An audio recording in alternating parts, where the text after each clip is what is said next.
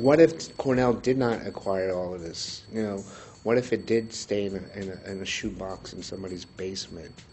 It would have been lost. Having a collection of ephemera like this is an amazing opportunity that I probably wouldn't have gotten elsewhere. When I'm close to the stage, I can't wait. When souls say to break the crowd and vibrate. One of the things that is different in this class from most any other class I've taught or even experienced is that the students are the ones in control of the materials. They're the ones who are developing the research questions.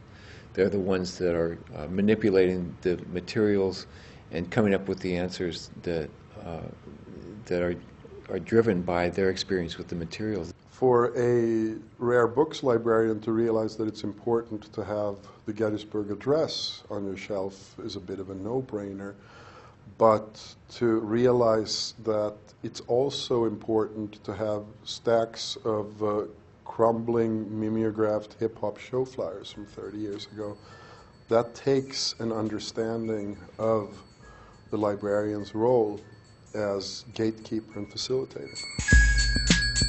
And it's just amazing, you know, last year when I came up here to see my photographs on the same shelf as the Gettysburg Address. I mean, that to me is priceless.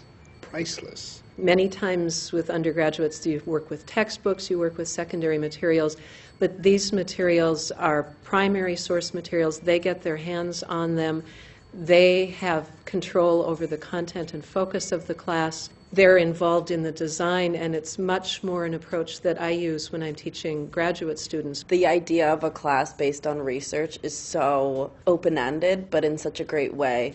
And I mean, being in an academic setting is two things. One, it's often very structured, and I think for me it's been really interesting to have a class that maybe, you know, isn't as much structured. We're working with the library, we're working with, you know, real people and objects. My work as a collector is not as important as the institutional acquisition of a collection.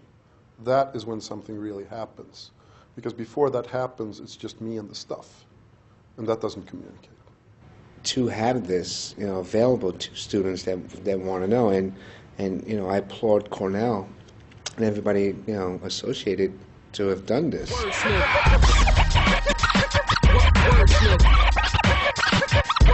It's really nice that I'm given the opportunity to explore so many different musical avenues, and that's what Cornell really does do. You know, they bring out like classes that you wouldn't think a university would think would be applicable to, you know, academia, which is really nice. And I think that's what Cornell is all about. You know, they say any person, any study, and, you know, they hit it right on the nail. Oh, there's definitely a lot more work to be done. There's a lot more stuff out there that still needs to be uncovered.